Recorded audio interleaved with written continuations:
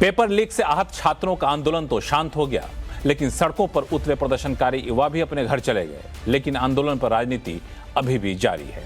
हंगामे के बीच लोकसभा में बिल तो पास हो गया, लेकिन आज जब यह बिल राज्यसभा में पास होने के लिए आया तो विपक्षी पार्टियों ने एक बार फिर सरकार को घेरने का कोई मौका नहीं छोड़ा।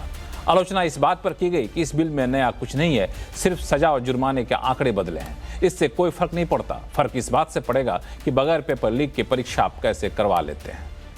प्रदर्शनकारियों पर पुलिसिया कार्रवाई को लेकर भी एक बार फिर विपक्षी पार्टियों ने सरकार को घेरा और खासतौर से गृह मंत्री अमित शाह को निशाना बनाया।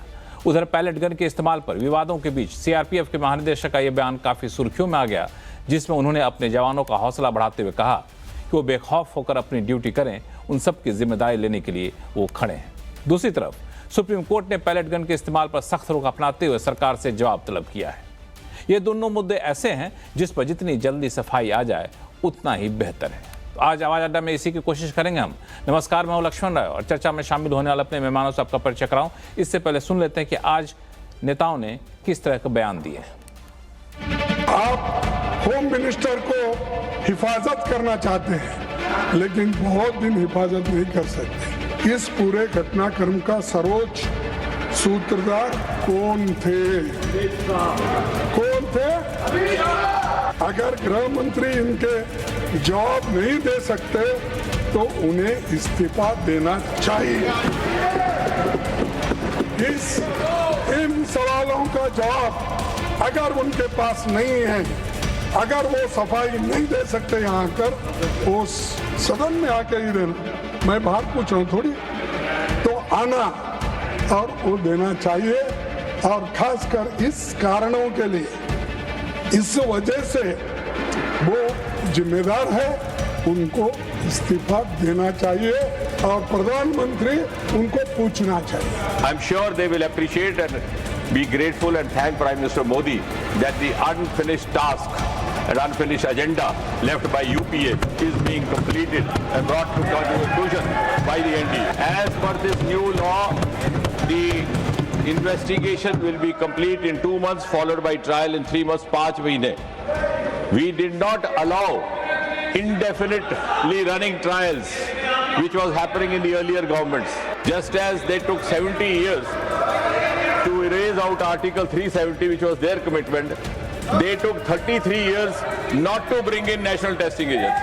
सभापति जी, जो अभी वक्तव्य लीडर ऑफ द ऑपोजिशन माननीय मल्लिकार्जुन खड़गे जी ने दिया है, उस वक्तव्य से समाज में एक विद्वेष की भावना पैदा होती है और अशांति का भी वातावरण प्रतिपादित होता है। हम सब लोग जिम्मेवार सदस्य हैं। मेरा निवेदन है कि जो उन्होंने कहा है, जहां तक मेरी पूरी जानकारी है, ये तथ्यों से परे है और मनुस्मृति का ओरिजिनल टेक्स्ट उसको ऑथेंटिकेट करे, ये ओरिजिनल नहीं है। ये दोनों मुद्दे जिस तरह से उठ रहे हैं सदन के बाहर, सदन के भीतर, मुझे लगता है कि इस पर एक स्पष्टता आनी जरूरी है और आवाज अड्डा में इसकी कोशिश करेंगे। हमने कुछ खास मेहमानों को बुलाया, जिसमें भारतीय जनता पार्टी के प्रवक्ता धनंजय गिरी साहब हैं, कांग्रेस के प्रवक्ता कुछ ही मिनटों में जुड़ेंगे सूरज मंडल साहब, और राजनीतिक विश्लेषक तहसीन पूनावाला हैं और राजनीतिक विश्लेषक प्रोफेसर संगीत रागी जी हैं। जो मेहमान जुड़ गए उनका स्वागत है। शुरुआत में धनंजय गिरी साहब आपसे करना चाहूँगा। पहले तो बात उठी थी धर्मेंद्र प्रधान जी के इस्तीफा हुआ, उसके बाद एक दिन तो चला कि अब अमित शाह इस्तीफा दे दें, माफ़ी मांगे, लेकिन ये मामला ठंडा हो नहीं रहा है। क्या रणनीति होगी आप लोगों की? देखिए, सबसे बड़ी बात है कि जंतर मंतर के खाली होने के बाद से कांग्रेस बेचैन है, उन्हें कुछ दिख नहीं रहा है। पार्टी स्वयं बेरोजगार हो गई है। कांग्रेस को देश के युवाओं की चिंता बिल्कुल नहीं है, उन्हें अपनी चौथी पीढ़ी की चिंता है। आदरणीय प्रधानमंत्री नरेंद्र मोदी के नेतृत्व में हमें जेएनजी की चिंता है, लेकिन कांग्रेस को अपनी चौथी पीढ़ी की चिंता सता रही।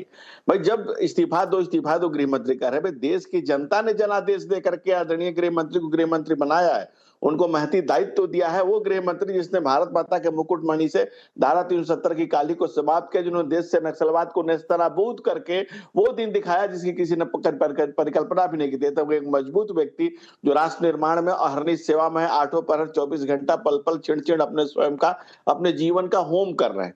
अब कांग्रेस खुद बुझा हुआ कारतूस है, अगर बुझा हुआ कारतूस है तो बुझा हुआ कारतूस खोज के ला दे कि भाई कहाँ गोली चली, कब गोली चली, किसके आदेश से चली। भाई जब उसके अपनी पार्टी को ही जिस तरह से उनकी हालत है, ले आए खोज के कहीं से। जब स्पष्ट कह दिया गया कोई गोली नहीं चली, हाँ भाई जब हंगामा खड़ा है, एक सरकार का नियम है 1000 के लिए जंतर मंतर, उससे ऊपर के लिए रामलीला मैदान, उससे ऊपर के लिए बुराड़ी, जगह निर्धारित है, अराजकता नहीं फैलाई जा सकती। सदन चल रहा है, संसद चल रहा है, और उसमें जब पुलिस रोकती है, आपस में कोशिश करते एक दूसरे को निकलने का, तो सामान्य बुद्धि और बल का प्रयोग थोड़ा बहुत तो होता ही है, जो सदन को अराजकता के हवाले नहीं किया सकता। और दूसरी बड़ी बात आप देखेंगे निकल के आ रही है, जिसमें आजकल टेक्नोलॉजी का इस्तेमाल हो रहा है, उसमें कुछ असामाजिक तत्व भी घुस गए थे। तो इस सब को देखते हुए कांग्रेस क्या चाहती है, कांग्रेस की क्या चाहती क्या आखिर? भाई देश को सुचारू रूप से चलाया जाए, जेएनजी की चिंता की जाए, उसके लिए आने वाली पीढ़ियों की चिंता की जाए, भारत के भविष्य की चिंता की जाए, उसके लिए इतना सख्त कानून लाया जा रहा है, prevention of crime, detection of crime, और सजा का भी प्रावधान लेकर के इतना सख्त कर दिया गया, with in the time limit सब कुछ किया जा रहा है। ये हमारे भारत के भवितव्य के लिए, भारत के भविष्य के लिए, आने वाली पीढ़ियों के लिए, ताकि किसी भी बच्चे के साथ दुर्व्यवहार ना हो, उसके साथ उसके सपनों पर कुठाराघात ना हो, बच्चे जो सालों से तैयारी कर रहे हैं उस पर कोई दिक्कत ना हो, उन पर किसी तरह की कोई ऐसी परेशानी ना आए। इसके लिए कानून को इतना कड़ा किया जा रहा है ताकि आने वाली पीढ़ियों को कोई समस्या ही नहीं रह जाए। इसके लिए सरकार प्रतिबद्ध है, कटिबद्ध है, सदन में लेकर के आई है और उसको पास करा रही है सारे सदस्यों को। धनंजय गिरी साहब, दो चीजें आपने कही, दोनों पे छोटा छोटा जवाब दे दीजिए, फिर मैं बाकी वक्ताओं के पास जाऊंगा। पहला कि आपने कहा कि इतने सख्त कानून लाएं और क्या चाहिए आपको, लेकिन विपक्षी पार्टियों का आरोप है, और कई बार ये आरोप सही भी होता दिखता है, कि सख्त कानून लाने से सिर्फ काम तो चलेगा नहीं, आपको पेपर लीक किए बगैर परीक्षा आयोजन कराना है, ये सुनिश्चित करना पड़ेगा। कानून तो 2 साल पहले भी लाए थे। और दूसरी चीज़, जो पुलिस वाले कार्रवाई की बात है, जो बात आप कह रहे हैं, कुछ वैसी डिटेल जानकारी सदन में क्यों नहीं दे दी जाती है? 2 दिन से हंगामा चल रहा है, लोकसभा नहीं चल रहा है, राज्यसभा भी चला तो हंगामा ही होता रहा। लक्ष्मण जी, पहली बार मैं तो इसे लीक नहीं मानता, मैं इसे डाका मानता हूं। भारत के भविष्य के प्रति सजग गरीब नौजवान, जो गांव गरीब किसान नौजवान तैयारी करते हैं, उनके मुस्तकबिल कर, उनके भविष्य पर, उनके सपनों का ये डाका डालने का जो आपराधिक तत्व षड्यंत्र और साजिश करते हैं, जो सालों से चला रहा है, उस पर इतना सख्त और इतना कड़ा कानून लेकर के आया जाए कि चूल्हे हिल जाए, उनके आगे से करने से, सोचने से पहले भी उनके रूह कांपे। ऐसा हमारा प्रयास है और इस प्रयास को सफलीभूत करने के लिए इस कड़े कानून को लेकर के आए हैं। और हमें आपने जो कहा, जो इसरो के पूर्व चेयरमैन और एम्स के पूर्व डायरेक्टर के निर्देशन में बना था, उसमें जो सुझाव आए थे उसमें से बहुत सुझाव को माना गया। इसीलिए इस बार देखेंगे आप सारे सेंटर पर उसी तरह की सुरक्षा व्यवस्था, जैसा उन्होंने आइस को देख करके और मोबाइल बैन करने से लेकर के किसी भी परीक्षा केंद्रों से कहीं कोई चूक नहीं, कहीं कोई कदाचार की घटना नहीं हुई। हाँ, ये डाका जरूर हो चुका था, इसके लिए सरकार सख्त है और उस दूसरे चीज को खत्म करने के लिए सख्त से सख्त कानून बना करके लेकर के आ रही। दूसरी बात, जो सदन में आप कह रहे हैं, सदन में हंगामा खड़ा करना सिर्फ मकसद है। भाई जब बात हो रही है छात्रों को भविष्य पर, जब उस पर बुलाया गया कि आप आइए, इस पर जो बेहतर राय हो सकता है, बेहतर से बेहतर दीजिए राय, लेकिन जो मामले खत्म हो चुके हैं, जो बच्चे घर जा चुके हैं, जिनको अपने मुस्तकबिल के भविष्य की चिंता थी, उनको लगा कि नहीं सरकार हमारे साथ है, साना बसाना सरकार हमारे साथ है, प्रधानमंत्री खुद आगे बढ़ करके उनके साथ संवाद कर रहे हैं और सरकार इसके लिए सख्त से सख्त कानून लेकर के आ रही है, आगे से ऐसी हरकतें नहीं होगी। फिर कांग्रेस पार्टी, वो कांग्रेस पार्टी जिसने सैकड़ों स्टूडेंट्स को असम के आंदोलन में उनकी हत्याएं हुई, और जिनके गौ माता पर गोली चली, संतों पर गोली चली, भक्तों पर गोली चली, अनेक पेपर लीक हुए, इनके करप्शन के और इनके काले कारनामों की पूरी फहरिस्त पर बात नहीं करना चाहते। आज हम भारत के भविष्य पर बात करना चाहते हैं। भारत का भविष्य कैसे मजबूत हो, क्योंकि वो भविष्य नरेंद्र मोदी के नेतृत्व में जो सरकार को तीसरी बार जिन लोगों ने जनादेश दिया है, वो उनकी तरफ उस उम्मीद से देख रहा है, उस विश्वास से देख रहा है, और उस विश्वास पर खड़ा होने के लिए सरकार प्रतिबद्ध है, कटिबद्ध है। तहसीन साहब जुड़ चुके हैं। तहसीन साहब, ये बड़ा ही दिलचस्प मामला है कि आंदोलनकारी छात्र तो संतुष्ट हो गए सरकार के कदमों से, अपने अपने घर चले गए, लेकिन विपक्ष संतुष्ट नहीं हो रहा है। Thank you so much. मुझे आपके साथ CNBC पर शिरकत करने का मौका मिला, इसलिए आपका शुक्रगुजार हूँ। 2 या 3 चीज़ मैं आपके माध्यम से कहना चाहता हूँ। सबसे पहली बात ये कहना चाहता हूँ कि ये गलत होगा ये कहने के लिए कि छात्र पूरी तरह से संतुष्ट है। अभी भी छात्रों के बीच में जो है बहुत सारे प्रश्न हैं जो वो उम्मीद करते हैं कि देश की संसद उनको सॉल्व करेगी। मैं उन सवालों पे स्पष्टि से पूछूंगा भाजपा के मेरे मित्र से, और उम्मीद करता हूँ वो स्पष्ट जवाब दे। 1 या 2 मैं सवाल पूछूंगा बिल्कुल लेकर। लेकिन इसके पहले मैं 1-2 बात कहना चाहता हूँ। जो व्यवहार हुआ छात्रों के साथ, और मैं पूरी तरह से पुलिस का सम्मान करता हूँ। मैं आज ये मानता हूँ सर, मैं जेन्युइनली मानता हूँ कि ये सरकार में कुछ ऐसे लोग हैं जो सरकार के खिलाफ काम करें। सरकार के अंदर सर, आप जानते हो मैं एथेनॉल के खिलाफ लड़ रहा हूँ। जो अपना डेजिग्नेटेड एरिया है बाइट का, 2 सीनियर IPS को भेजे मुझे निकालने के लिए। सर आप मुझे व्यक्तिगत तौर से जानते हैं, इस पैनल पे जो लोग हैं, मैं कभी ऐसी कोई बात नहीं करता जो ओछी होती है देश के खिलाफ। मैं अपनी बात रखता हूँ। 2 IPS ऑफिसर को भेजे मुझे हटाने के लिए डेजिग्नेटेड मीडिया स्पॉट से। सर मेरा इंस्टाग्राम अकाउंट को सस्पेंड कर दिया जहाँ पे एथेनॉल पे देश में ट्रैक्शन भरा। सर क्यों कर रहे हैं ये सब? इससे रुकेगा? अब फिर इस पे प्रोटेस्ट होगा तो आप कहोगे आप प्रोटेस्ट कर रहे हो। तो आप बताइए सर, मैं आपको पूछ रहा हूं सर, 1 मिनट उन छात्रों को, मैं तो एथेनॉल का प्रोटेस्ट कर रहा हूं, बराबर से कर रहा हूं। आपके शो पे बातचीत की, बहुत अच्छा संवाद हुआ। एथेनॉल पे हम लोग आगे चल के बातचीत करेंगे, लेकिन हाँ नहीं, मैं एथेनॉल का नहीं कर रहा हूं, मैं प्रदर्शन की बात कर रहा हूं। मेरा इंस्टाग्राम सस्पेंड कर दिया सरकार ने आज। क्यों? कल हरदीप पुरी जी ने बुलाया बात करने को, आज अकाउंट सस्पेंड कर रहे। 2 IPS ऑफिसर भेजते, बोलते यार खड़ा मत रहो।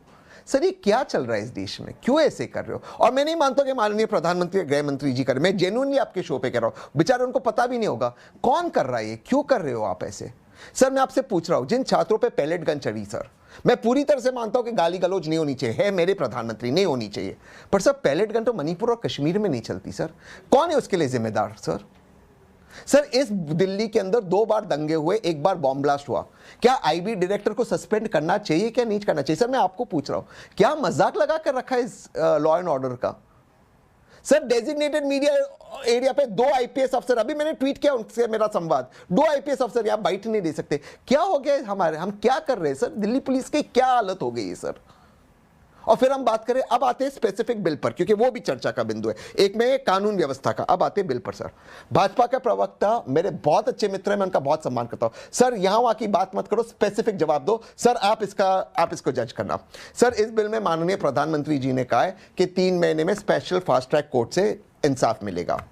ठीक है, स्पेशल फास्ट ट्रैक कोर्ट्स में इस वक्त CNBC की रिपोर्ट है 2,03,000 केसेस पेंडिंग है।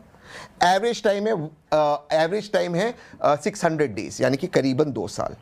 और सर इसके लिए जजेस कहां से आएंगे, इसका आज इस शो पे बता दे, जजेस कहां से आ रहे स्पेशल कोर्ट में? क्या जो एग्जिस्टिंग जजेस है या नए जजेस है? सर मैं अपनी बात यहां खत्म कर दूं, है इसमें प्रावधान? सर क्या प्रावधान था?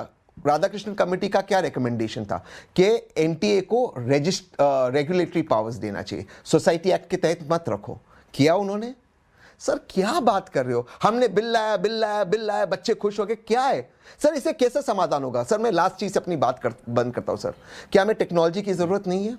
सर क्या इसमें ब्लॉकचेन पे पेपर्स नहीं होना चाहिए ताकि लीक ना हो? भारत के पास ब्लॉकचेन की टेक्नोलॉजी है, AI रिकग्नाइज QR कोड्स, ताकि वो पेपर का ना स्क्रीनशॉट लिया जा सके, और जिसके पास गया, मान ली संगीत जी के पास पेपर गया या आपके पास पेपर गया, वो एक पेपर खोल सकते हैं और कोई डिवाइस पे नहीं खोल सकता। सर ये टेक्नोलॉजी है भारत के पास, बहुत बेसिक टेक्नोलॉजी है, हम उसकी कोई बात ही नहीं हो रही। कौन सी टेक्नोलॉजी की बात हो रही सर? कि हमने टेलीग्राम बंद कर दिया? तो व्हाट्सएप जवाब दे दीजिए, फिर सूरज मंडल साहब और संगीत रागे जी जुड़े, उनके पास जाऊंगा मैं। लक्ष्मण जी, सदन सबसे चर्चा के लिए होता है, और जैसा तहसीन भाई बता रहे हैं, अगर राहुल गांधी जी भी सदन में पटल पर, सिंह जी भी कांग्रेस के घोर समर्थक हैं, घनघोर समर्थक हैं, अगर राहुल गांधी जी भी यही बातों को लेकर के सदन में बैठते कि भाई कैसे होगा, कैसे किया जाएगा। पहले लक्ष्मण जी हमें अगर पहले आपके साथ संवाद करना होता तो मुझे आपके स्टूडियो में आना पड़ता, जैसे तहसीन भाई आए हुए, लेकिन आज अंतरजाल के माध्यम से, इंटरनेट जिसको कहते हैं, इंटरनेट के माध्यम से कहीं और भी स्टूडियोज हैं, मतलब इंटरनेट के माध्यम से हम सभी जुड़े हुए हैं। टेक्नोलॉजी ने जीवन को सरल किया। टेक्नोलॉजी अभी क्या है, डिटेक्शन ऑफ क्राइम और डिफाइन ऑफ क्राइम, उसको पकड़ना तुरंत, prevention of crime, detection of crime. आप देखोगे डिटेक्शन ऑफ क्राइम बहुत फास्ट हो गया। मैं ये कह रहा हूं कि पेपर का लीक को मैं पेपर की डकैती मानता हूं। मैं कह रहा हूं कि जब टेक्नोलॉजी इतनी फास्ट हो गई है और आप देखें उसके बाद दोबारा जो एग्जाम हुआ उसमें पेपर का कहीं कोई दिक्कत नहीं आई। सरकार ने ये मन बना लिया है कि अब किसी तरह से कोई स्थिति ऐसी आएगी नहीं और वैसा कोई करेगा। टेक्नोलॉजी ने जीवन को इतना सरल किया है, इतना डिटेक्शन आसान कर दिया है कि हम लोग उसको जल्द से जल्द पकड़ेंगे। दूसरी बात, सरकार अगर बिल लेकर के आ रही है, प्रावधानों को लेकर के आ रही है, तो सरकार इस बात की चिंता कर रही है कि जो हमने टाइम फ्रेम सदन में दिया है, जब कानून के साथ वो चीजें बन गई हैं कि हाँ इतने समय में उसको किया जाए, तो सरकार ये सुनिश्चित करेगी, ये सरकार का ही दायित्व है, ये सुनिश्चित किया जाए कि कैसे उतने दिनों के भीतर हम इसको खत्म करेंगे। और सरकार प्रतिबद्ध है, कटिबद्ध है, उसको with in that time frame उसको खत्म करेगी। इसमें कहीं कोई शंक सुबह की और सेकंड थॉट की जरूरत है ही नहीं। क्योंकि उसमें टेक्नोलॉजी का भी धन्यवाद है कि तकनीक जिस तरह से सूरज मंडल जी, कांग्रेस के प्रवक्ता सूरज मंडल जी जुड़ चुके हैं। सूरज मंडल, एक ही मिनट लक्ष्मण जी, मेरा सवाल देश के दर्शकों ने सुना, जजेस कहां से आएंगे? जजेस हवा से तो नहीं आएंगे सर। आपने कहा है 3 महीने में, आप मेरे को ये जवाब नहीं दे सकते जजेस कहां से आएंगे। आप ये जवाब नहीं दे सकते कि क्यों 600 दिन लग रहे स्पेशल फास्ट ट्रैक को 2,03,000 केसेस है। ठीक है, प्लीज इसका जवाब दे दीजिए, प्लीज आज आप स्पष्ट कर दीजिए। मैं आपकी बात दोनों स्पष्ट सवालों का स्पष्ट जवाब दे दीजिए धनंजय गिरी साहब। फिर 2 मेहमान हमारे साथ हैं, सूरज मंडल साहब और संगीत रागे जी, उनके पास जाऊंगा मैं। लक्ष्मण जी, जब सरकार बिल लेकर के आ रही है, बिल का प्रावधान लेकर के आ रही है, तो क्या इस देश में जुडिशरी सिस्टम में जजेस की कमी है, वकीलों की कमी है, कानून के कॉलेजों की कमी है? किस चीज की कमी, आप मुझे बताइए। ये सरकार सुनिश्चित करेगी कि नए जज अपॉइंट करने हैं, पुराने, अभी जुडिशरी में भी पद बढ़ाए गए हैं, सुप्रीम कोर्ट में बढ़ाए गए हैं, हर कोर्ट में बढ़ाए गए हैं, सब जगह कानून को तेजी से किया गया, डिस्पोज करने के लिए जजेस की संख्या भी बढ़ाई गई है, सरकार ने उसको कैबिनेट में मंजूरी दे रखी है। अब इसके लिए जरूरत पड़ेगा, नए अपॉइंटमेंट्स किए जाएंगे, पुराने लोगों को असाइन किया जाएगा। ये सरकार इस सरोकार रखती है कि जो बिल हम लेकर के आएंगे उसको सुनिश्चित किया जाए। और सिर्फ ये बिंदु कैसे हो सकते हैं, और भी बिंदु हो सकते हैं। बिंदु हो सकता है, आप तहसील भाई पूछेंगे कि नहीं 3 महीने में कैसे करेंगे, हमको कंफर्म करिए। बिंदु सवा लाख हो सकते हैं, इसी के लिए सदन है, इसी के लिए सदन में चर्चा के लिए राहुल सूरज मंडल जी, ठीक है, हंगामा खड़ा करना, सूरज मंडल जी,